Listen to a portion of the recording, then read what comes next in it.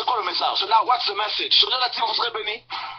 Je donne la Bible et vous serez bénis. Give the fact that you will be blessed. C'est pas ça le message. This is not the message. C'est quoi le message? What's the message? Vous allez vous marier demain. Tomorrow you're married. C'est not the message. C'est pour le message, frère. What's the message? Le maître revient. The master comes back. Il revient. Tell your neighbor he comes back. Il revient. He comes back. Il revient pour deux choses. He comes back for two things. Libérer et juger. To set free and to judge. Il va libérer son peuple. He will set his people free. Il va juger les nations. He will judge the nations. Oh, j'aimerais que je sois du bon côté. Oh, I need you to be on the right side. Alléluia. Hallelujah. Il va y avoir un départ bientôt. There will be a departure. Une disparition massive. Massive departs. L'ange qui doit sonner la trompette. Là, c'est dans sa bouche. That will blow the trumpet. Le chauffard. In his mouth, the trumpet. Alléluia.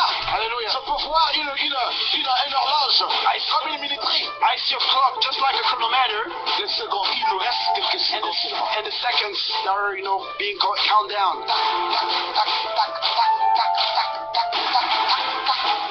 Quelques secondes. Just a few seconds. Vous ne voyez pas qu'il se passe des choses. Don't you stop stuff. Qui veut partir? Who wants to leave? Who wants to be taken up? Vous voulez partir? Beaucoup ne partiront pas.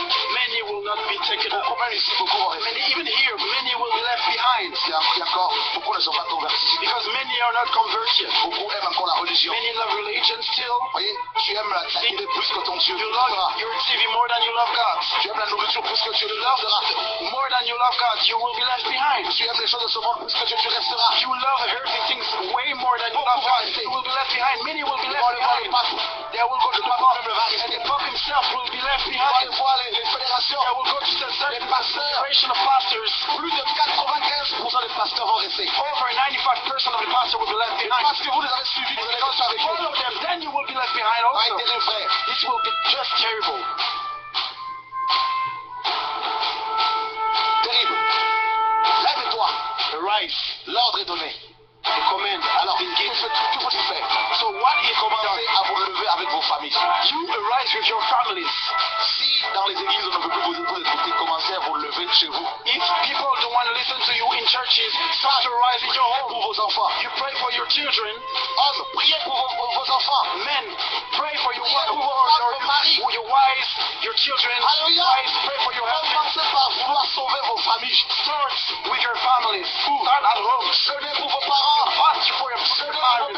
Fast for your mothers and daughters. Pour leur conversion. Just seek for their conversion. Ça va être terrible. Because it's going to be terrible. Terrible. Terrible. La lumière. The light. La lumière arrive. The light is coming.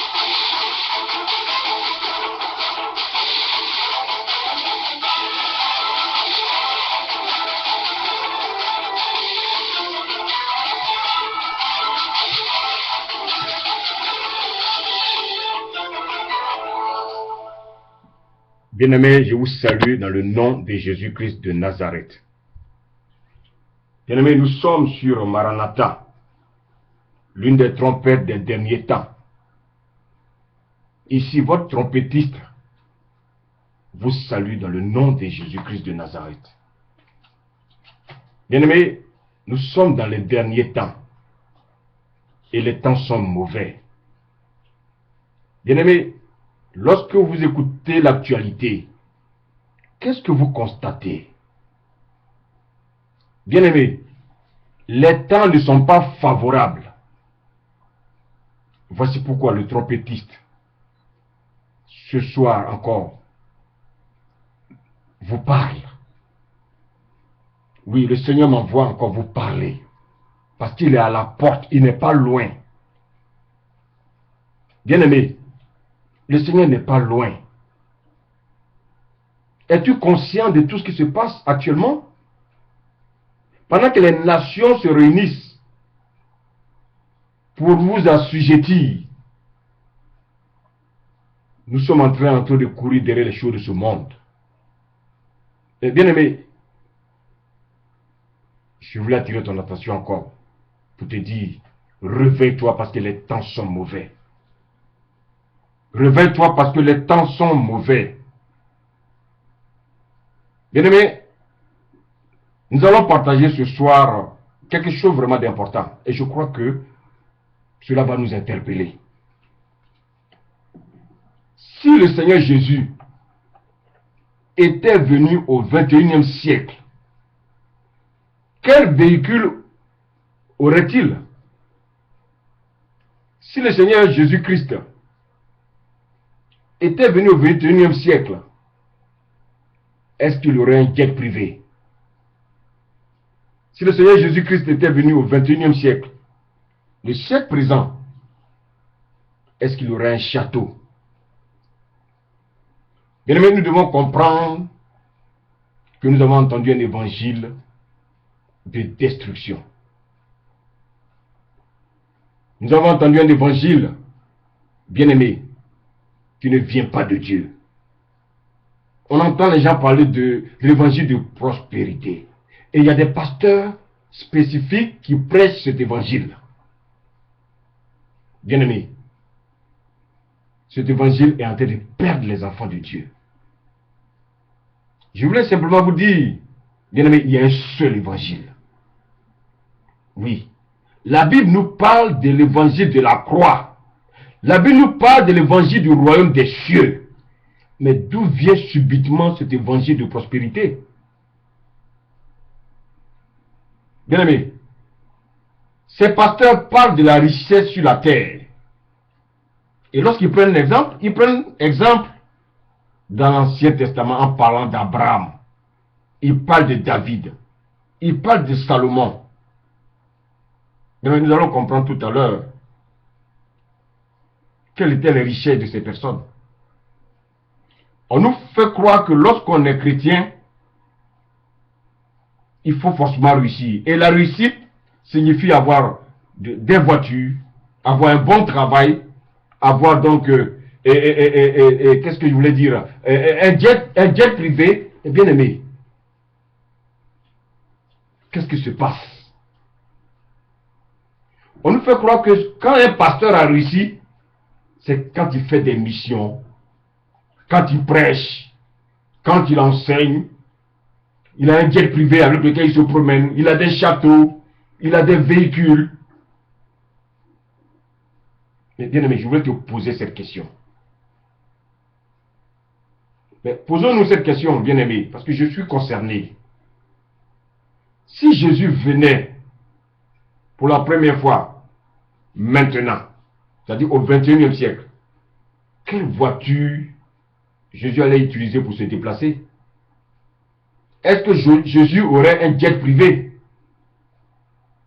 Beaucoup me diront que ce n'est pas les mêmes périodes. Mais ce que nous voulons dire, c'est qu'au temps de Jésus, l'Empire romain battait son plein. Et cela signifie qu'il y avait des moyens de transport autres qu'un âne.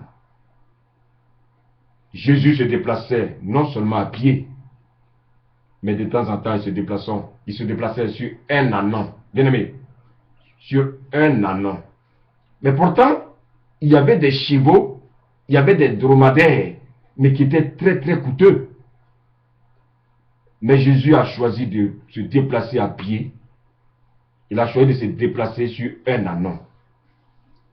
Bien aimé, Jésus est venu nous enseigner des choses. Mais je crois que l'Église n'a pas compris. Lorsque Jésus est né, bien aimé, il est né dans une étable. Imaginons-nous les odeurs dans cette étable. Mais on n'a pas appris que Jésus est tombé malade. Lorsqu'il a commencé son ministère, il n'avait pas un lieu où reposer sa tête.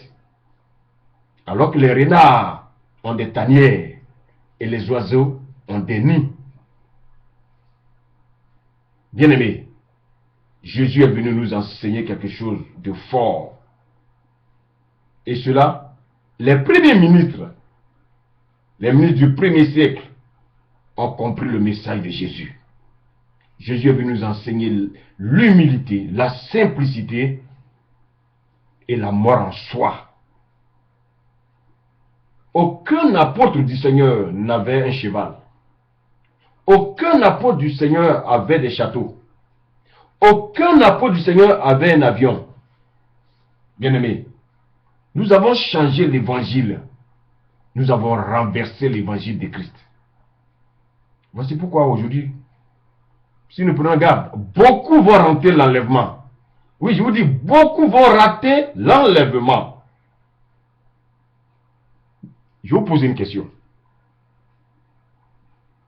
Que fait un pasteur avec un avion alors que le peuple a faim? Que fait un pasteur avec 2, 3 voitures alors qu'il y a des orphelins, des veuves dans l'église? Comment un pasteur peut avoir un avion alors que son propre pays n'a pas d'avion?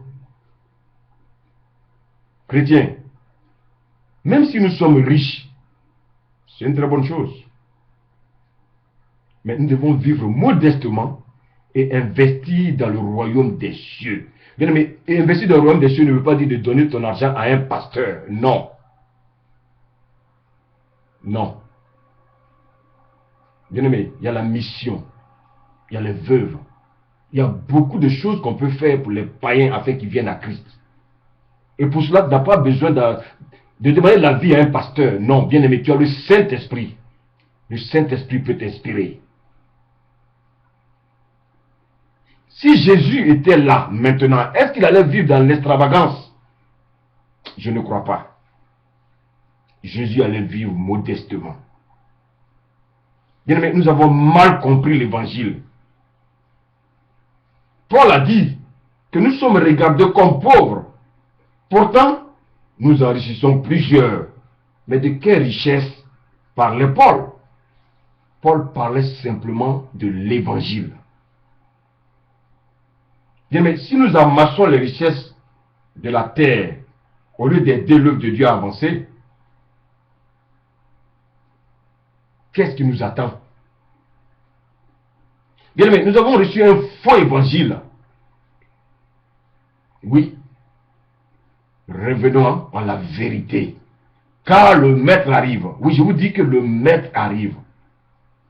Pour cela, ceux qui ne sont pas encore morts, il faut commencer à mourir.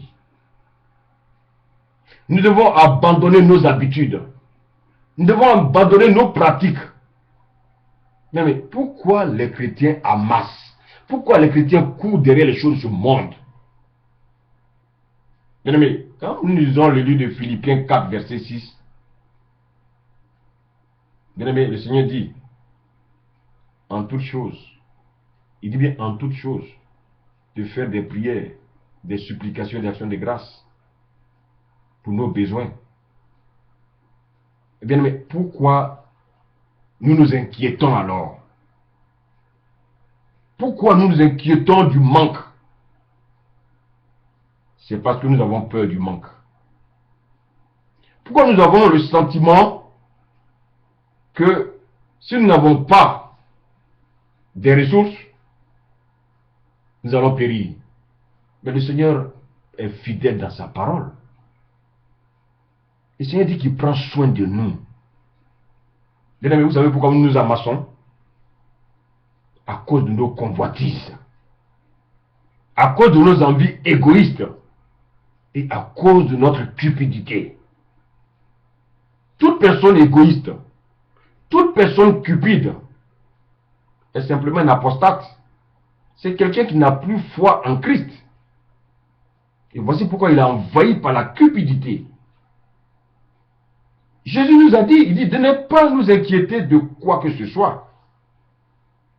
Mais en toute chose, de faire quoi? De faire connaître nos besoins à un révérend? De faire connaître nos besoins à un bishop? De faire connaître nos besoins à un archibishop? Non. Nous devons faire connaître nos besoins à Dieu. Alléluia. Est-ce qu'il a dit de faire connaître nos convoitises? Non. Le Seigneur ne gère pas nos convoitises. Parce que la convoitise vient de Satan. Nous nous inquiétons parce que nous avons en nous des convoitises charnelles. Or, les convoitises charnelles font la guerre à notre âme. Dieu nous dit simplement de prier. Il dit de le supplier et de faire des actions de grâce lorsque nous avons des besoins. Aucun pasteur ne doit demander un salaire dans l'église. Bien aimé, ce n'est pas biblique. S'il a un besoin, qu'il fasse connaître ses besoins à Dieu. Oui. Pourquoi? Parce qu'il a aussi une brebis du Seigneur. Dieu peut passer par une brebis pour bénir le pasteur. Pourquoi pas? Mais il faut que le pasteur prie. Il faut que le pasteur supplie Dieu. Il faut que le pasteur aussi fasse des actions de grâce à Dieu. Dieu qui est puissant, il touchera peut-être une personne dans l'assemblée afin donc de bénir le pasteur. Pasteur, arrêtons de commander. Arrêtons de tromper le peuple. Dieu nous a appelés. Il prendra soin de nous. Dieu veut que nous marchions par la foi. Jésus, lorsqu'il est venu sur terre, lorsqu'il avait des besoins, il criait au Père. Il priait. Il suppliait Dieu. Dieu l'exauçait. Pourquoi? Parce que Jésus était dans la parole. Alors pourquoi nous faisons le contraire? Pourquoi nous ne faisons pas comme Jésus? Aujourd'hui, un pasteur veut forcément avoir une voiture, alors qu'il y a le RER, alors qu'il y a des bus. Apprenons à être simples. Dieu veut que nous marchions par la foi. Jésus a vécu par la foi. Nous devons aussi vivre par la foi. Nous enseignons aux chrétiens qui peuvent devenir riches. Mais lorsque nous lisons la Bible, bien aimés, regardons la vie de Jésus. Beaucoup ont refusé de suivre Jésus. Mais pourquoi? Lorsque nous lisons Marc 10, verset 24, il est dit qu'il est difficile à ceux qui se confient dans les richesses d'entrer dans le royaume de Dieu. Bien aimé, au verset 25, il est dit, mais il est plus facile à un chameau de passer par le trou d'une aiguille qu'à un riche d'entrer dans le royaume de Dieu. Bien aimé, lorsque nous lisons l'Ancien Testament, nous voyons que Moïse a énuméré les bénédictions au temps des Juifs sur la domination romaine. Ce sont les scribes et les pharisiens qui étaient toujours accrochés à la loi mosaïque. Cette loi mosaïque a enseigné les bénédictions. Et voilà que Jésus arrive. Et qu'est-ce qu'il fait? Jésus vient, il chamboule tout. Il vient avec de nouveaux enseignements. Une nouvelle doctrine qui vient balayer la loi de Moïse, à laquelle les gens étaient attachés depuis des siècles.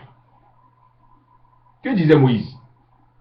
Lorsque nous prenons Deutéronome 28, il a dit ceci: l'Éternel te bénit dans les champs, il te bénit dans la ville. L'Éternel bénit ton sol, il bénit tes entrailles. L'Éternel bénit tes entreprises. L'Éternel bénit tes greniers.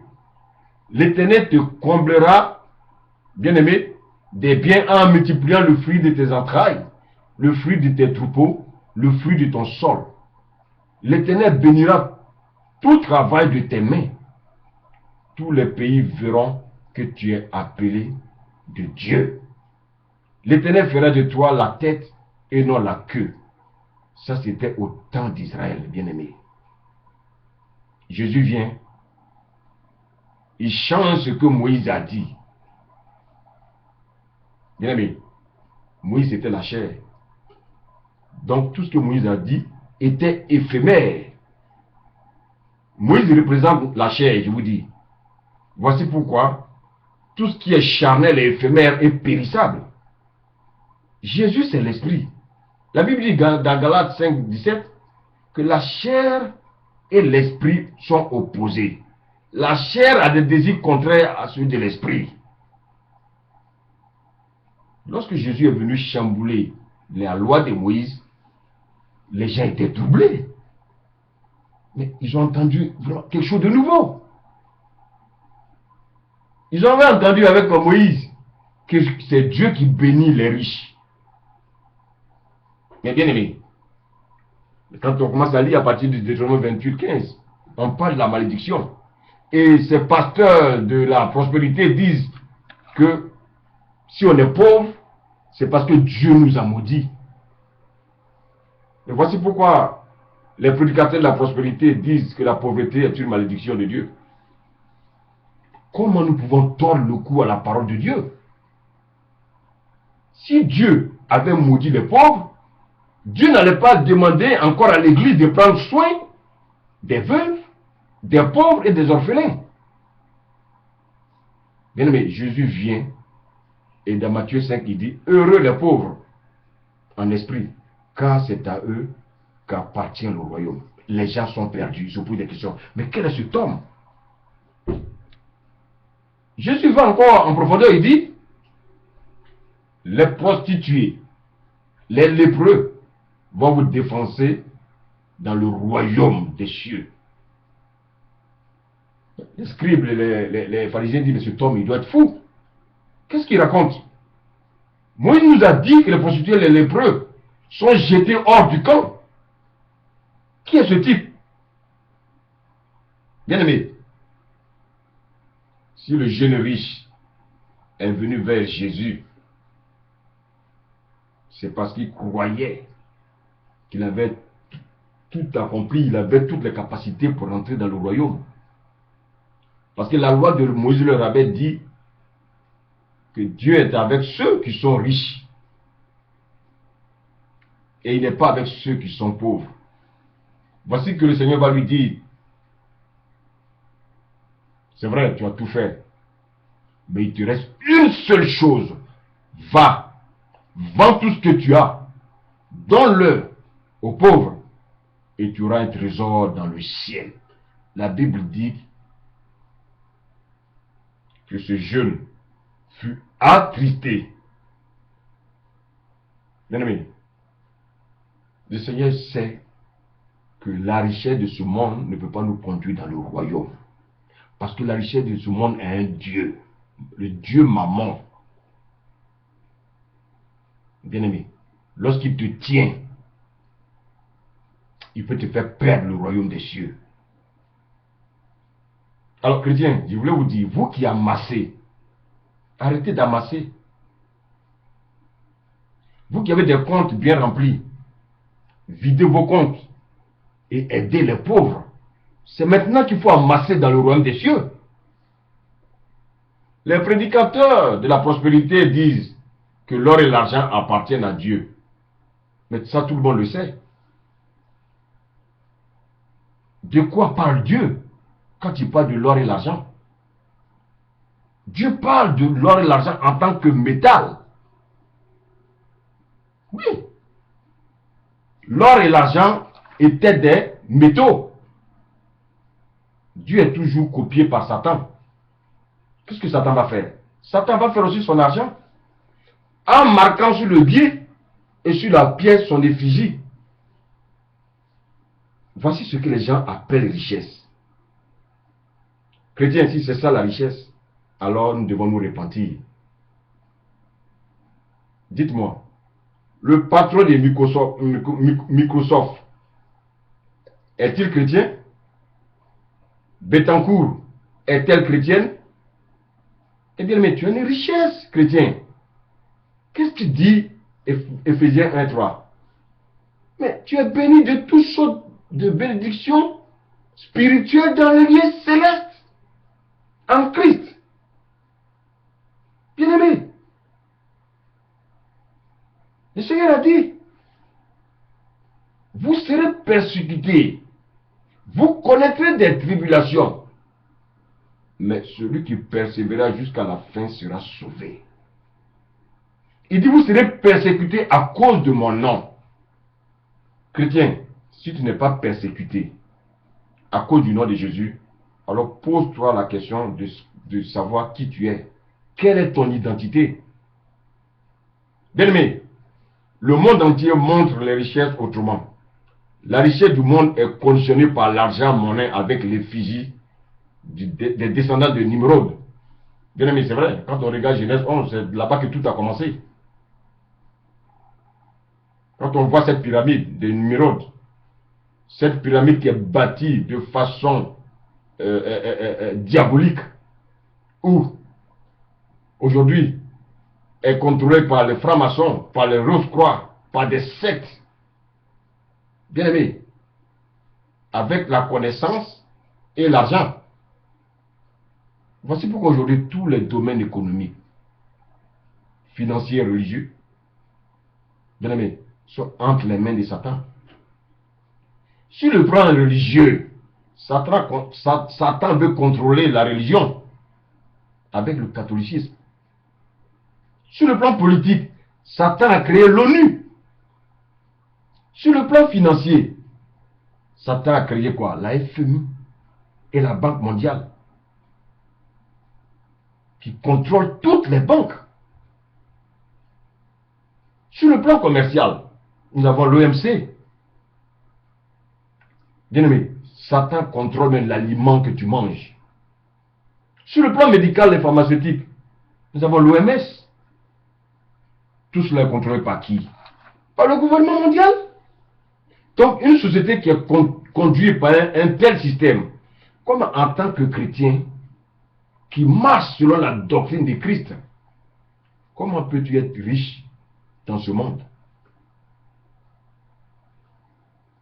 Chrétien, Dieu permettra que tu aies les moyens pour toi et pour aider les autres. Mais ce que Dieu va te donner sera nécessaire pour toi et pour les autres. Dieu ne va pas faire de l'extravagance. Dieu sait que ce monde n'est pas son monde. Alors tout chrétien qui veut être riche, comme les hommes de ce monde, va se compromettre. C'est obligatoire. Parce que le système va te contrôler. Tous les pasteurs chrétiens qui veulent être dans la parole de vérité seront persécutés et rejetés. Bien aimé, la Bible dit, si tu es chrétien, si tu es pasteur, que tu n'es pas persécuté, bien aimé, demande ton identité à Christ. Alors tout pasteur qui aujourd'hui a un jet privé, qui a des richesses, bien aimé, comme les hommes de ce monde, c'est très bien. Mais où il allait chercher sa richesse? Ce n'est pas Dieu. Arrêtons de mentir sur Dieu. Dieu dit qu'il s'occupe de nos besoins. Mais Dieu ne s'occupe pas de nos convoitises farfelues.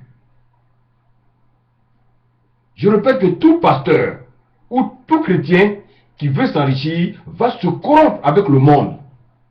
Il n'y a aucun principe biblique qui rend les hommes riches.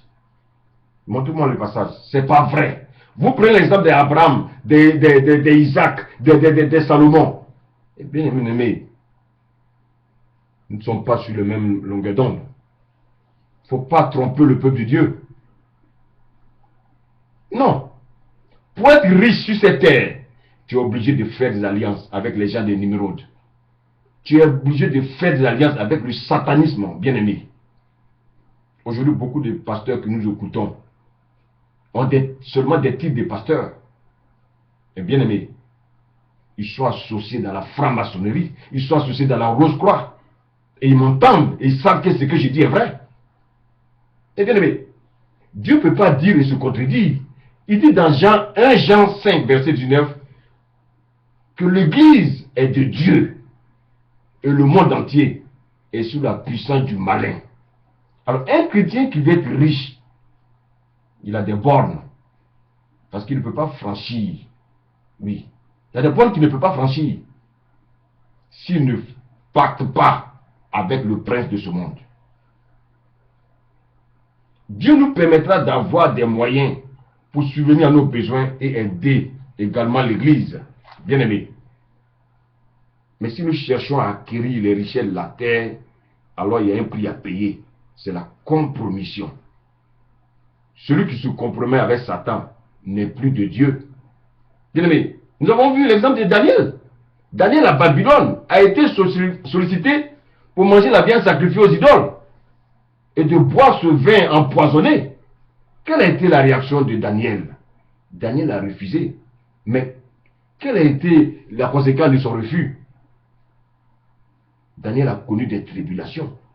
Mais comment se fait-il que les pasteurs d'aujourd'hui ne connaissent pas des tribulations? Comment se fait-il qu'aujourd'hui les pasteurs d'aujourd'hui ne sont pas persécutés? Bien aimé, si tu n'es pas persécuté, tu n'es pas de Dieu. Non, je te dis que tu n'es pas de Dieu. Tu n'es pas de Dieu. On va lire un passage. Bien aimé. On va lire un passage dans 1 Corinthiens. Prenons nos Bibles. Je n'ai pas dit que cet homme-là ait dit des choses que nous ne comprenons pas. Prenons nos Bibles, nous allons lire ensemble un passage, bien aimé. On va lire 1 Corinthiens 9. 1 Corinthiens 9, verset 11. Non, excusez-moi, 2 Corinthiens 9, verset 11.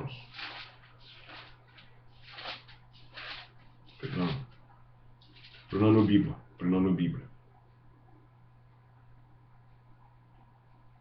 C'est Paul qui parle. Paul dit, donc 2 Corinthiens 9, verset 11, vous serez de la sorte enrichis à tous égards pour tout aspect de libéralité qui, par notre moyen, feront offrir à Dieu des actions de grâce. Bien aimé. Mais lorsqu'on va dans 2 Corinthiens 11, à partir du verset 8, il est dit ceci. Paul dit, j'ai dépouillé d'autres églises en recevant d'elles un salaire pour vous servir. Alléluia. Paul dépouille dans le bon sens. Oui, quand Paul parle de dépouillement, c'est vrai, il reçoit de l'aide des églises, mais pour aider qui? Pour aider les brebis de Dieu, pour aider les orphelins, pour aider les veuves, et puis également utiliser cet argent pour la mission. Bien aimé, voici à quoi doit servir l'argent de l'église. Mais pas pour enrichir un pasteur, pas pour que le pasteur s'enrichisse et puis les brebis s'appauvrissent. Les brebis ont des découvertes et ils sont toujours poursuivis par la banque. Chrétiens, ouvrons nos yeux. Ouvrons nos yeux. Tout chrétien qui veut s'enrichir va se compromettre. Beaucoup de pasteurs prêchent l'évangile le jour, mais la nuit, où sont-ils? Ils sont dans les ténèbres. Ils sont dans les ténèbres. Oui. Ils prêchent toujours. Ils parlent de David. Ils parlent de Salomon. Ils parlent d'Abraham. Mais bien aimé, à cette époque, qui dirigeait l'Église? Qui dirigeait par exemple Israël? Qui dirigeait cette nation? C'était Dieu. Dieu était roi. Dieu avait donc des lois que le peuple devait respecter. Homme de Dieu, si tu veux avoir de l'argent, il faut travailler. Parce que Paul travaillait et il servait Dieu. Ça ne sert à rien de dire des contre-vérités pour duper le peuple de Dieu. Si tu ne travailles pas, va chercher du travail, pasteur. Arrête de te mettre à plein temps si tu ne peux pas vivre par la foi. Si tu marches par l'esprit, tu verras que Dieu prendra soin de toi. Tout ce que nous disons choque les cupides. Mais ça libère les vrais chrétiens. Ça libère les vrais serviteurs de Dieu. Dans le désert, les Israélites priaient. Ils avaient la manne tous les matins. Revenons à la foi biblique et non à la foi convoitise. Lorsque les chrétiens font des dons, c'est pour toute l'Église, la mission, pour s'occuper des pauvres. J'insiste dessus, pour s'occuper des veuves. Il y a toujours des cas à aider dans l'Église. Mais si le pasteur prend tout l'argent et il met sur son compte, avec l'argent que le peuple de Dieu a cotisé pour l'Église, bien-aimés, ouvrons nos yeux. Pasteur, apprenons à vivre par la foi. Apprenons à vivre par la foi. Proverbe 13, verset 13 dit quoi? Que celui qui méprise la parole se perd. Mais celui qui craint les préceptes est récompensé. Dieu nous dit de vivre par la foi. C'est tout. Si nous faisons le contraire, alors nous aurons la réponse de ce que nous faisons. la parole de Dieu est notre seule boussole. C'est quoi être un chrétien? Aller dans une assemblée, chanter Alléluia. Non. Un chrétien, c'est celui qui vit selon la parole de Dieu, dans l'humilité. Il dit, ne vous bornez pas à écouter la parole, mais il faut la mettre en pratique. Bien aimé, nous disons que si Jésus était venu au 21e siècle, quelle sera sa voiture? En un mot, quelle sera sa vie? Jésus est venu sur terre pour nous enseigner l'humilité. Lui qui tient Dieu. Alors pourquoi nous voulons faire le contraire? Jésus est monté sur un ânon. Jésus n'avait pas de maison. Jésus n'est pas né dans une maternité. Jésus nous voulait nous enseigner la simplicité. De quel évangile parlons-nous aujourd'hui? Pourquoi avez-vous renversé l'évangile de Christ? Bien-aimés, lorsque nous voulons marcher dans la vie chrétienne, prenons exemple sur ceux-là qui nous ont devancés. Je veux parler des premiers apôtres. On reste toujours dans 2 Corinthiens 11 et on va voir l'exemple toujours de Paul. Donc 2 Corinthiens 11 à partir du verset 16. Je lis la parole de Dieu. Je le répète, que personne ne me regarde comme un insensé. Sinon recevez-moi comme un insensé, afin que moi aussi je me glorifie un peu.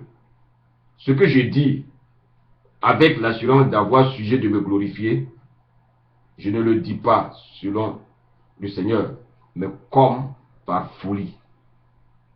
Puisqu'il en est plusieurs qui se glorifient selon la chair, je me glorifierai aussi. Car vous supporterez volontiers les insensés, vous qui êtes sages. Si quelqu'un vous a servi, si quelqu'un vous dévore, si quelqu'un s'empare de vous, si quelqu'un est arrogant, si quelqu'un vous frappe au visage, vous le supporterez. J'ai honte de le dire, nous avons montré de la faiblesse. Cependant, tout ce que peut oser quelqu'un, je parle en insensé, moi aussi je l'ose. Sont-ils hébreux? Moi aussi. Sont-ils israélites? Moi aussi. Aujourd'hui, je peux te dire, es-tu chrétien? Sont-ils de la postérité d'Abraham? Moi aussi. Sont-ils ministres de Christ? Pasteur, êtes-vous ministre de Christ? Je parle en homme qui extravage. Je le suis plus encore. Par les travaux, bien plus. Par les coups, bien plus. Par les emprisonnements. Toi, pasteur, as-tu connu la prison? As-tu été persécuté? As-tu reçu des coups de fouet? As-tu été en danger de mort comme Paul? Verset 24. 5 fois j'ai reçu des juifs 40 coups, moins 1. 3 fois j'ai été battu de verge. 1 fois j'ai été lapidé. 3 fois j'ai fait naufrage. J'ai passé un jour et une autre nuit dans l'abîme. Fréquemment en voyage, j'ai été en péril sur le fleuve, en péril de la part des brigands, en péril de la part de ceux de ma nation, en péril de la part des païens, en péril dans les villes, en péril dans les déserts, en péril non sur la mer, en péril parmi les faux frères. Bien-aimé, Paul, voici l'exemple d'un vrai serviteur du royaume de Dieu. Paul ne s'est pas corrompu avec le monde. Chrétiens, soyons sincères. Nous sommes loin de l'évangile. Paul n'avait pas d'avion. Paul n'avait pas de château. Paul n'avait pas de voiture. Paul ne dépouillait pas le peuple pour lui. Alors pourquoi nous dépouillons le peuple pour nous?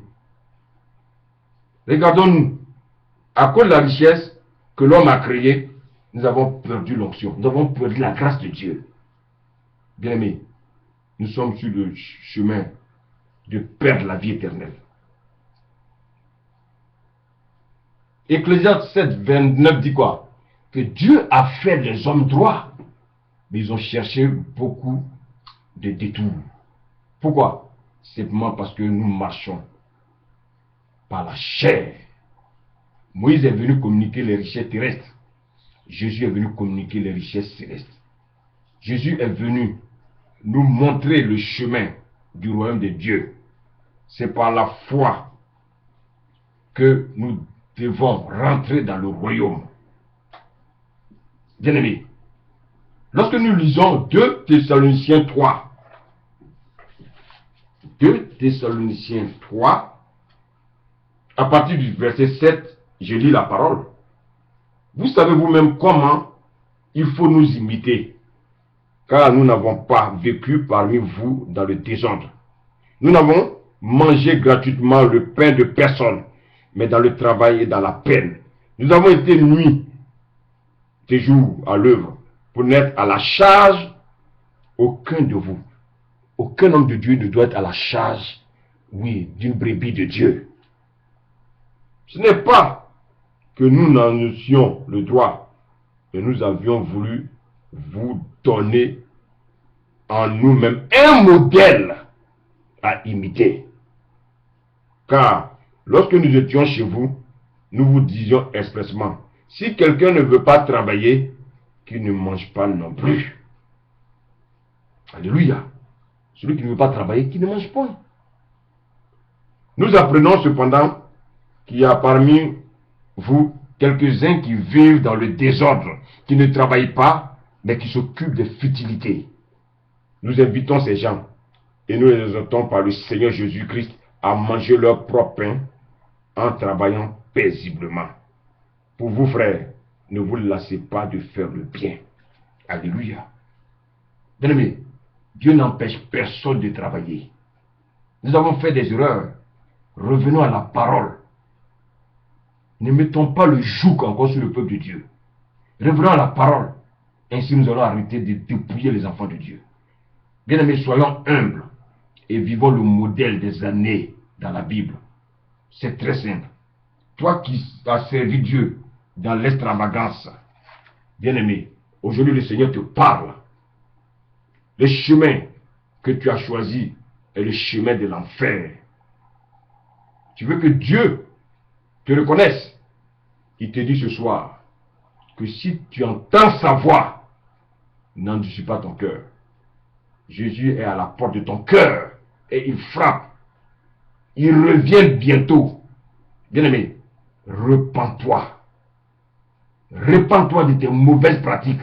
Repens-toi de tes mauvaises habitudes. Jésus revient bientôt. Oui, si Dieu nous a appelés, il prendra soin de nous. Arrêtons de prendre l'argent d'autrui par ruse en utilisant des paroles flatteuses. Comment pouvons-nous marcher avec Dieu et ne pas avoir la foi? Comment pouvons-nous servir Dieu sans la foi? Quel est cet employeur qui recrute un employé et ne lui donne pas un salaire? Je ne crois pas que Dieu est ainsi. Beaucoup de pasteurs n'ont pas la foi. Or, sans la foi, nul ne peut être agréable à Dieu. As-tu entendu la voix de Dieu? Si tu as entendu la voix de Dieu, rappelle-toi de ce qu'il t'a dit. Romains 10, 17 dit quoi? La foi vient de ce qu'on entend, et ce qu'on entend vient de la parole de Dieu. Bien-aimé, je te dis que si tu entends sa voix, n'endurcis pas ton cœur. Si Jésus était venu, je suis convaincu que Jésus allait se déplacer à vélo. Jésus allait monter dans le bus. Jésus allait monter dans le RER. Jésus allait marcher.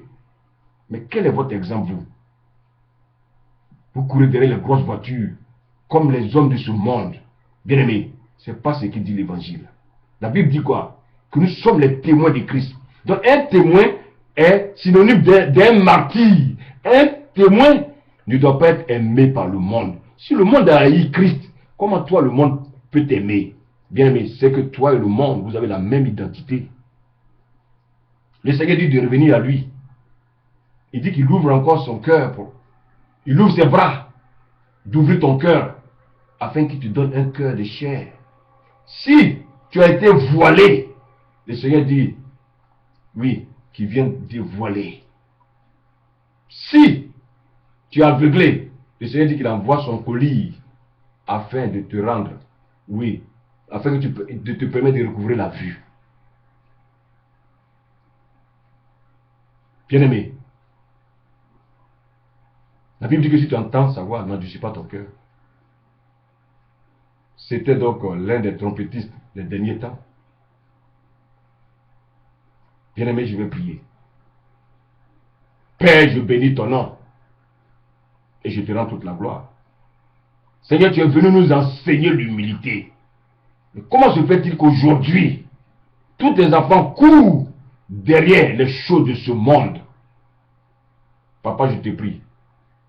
Beaucoup parmi eux sont tes enfants. Beaucoup d'eux, parmi eux, ont fait leur choix. Mais beaucoup sont, Père, dans l'ignorance. Seigneur, aie pitié de nous. Et touche ceux-là, Papa, qui en esprit et en vérité te cherchent.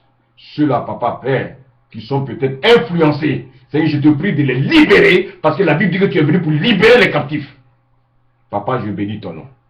Je te rends toute la gloire. À toi l'honneur, la magnificence. Papa, merci parce que tu libères les cœurs. Tu libères les cœurs. Tu libères les cœurs. À toi l'honneur, la magnificence, Papa.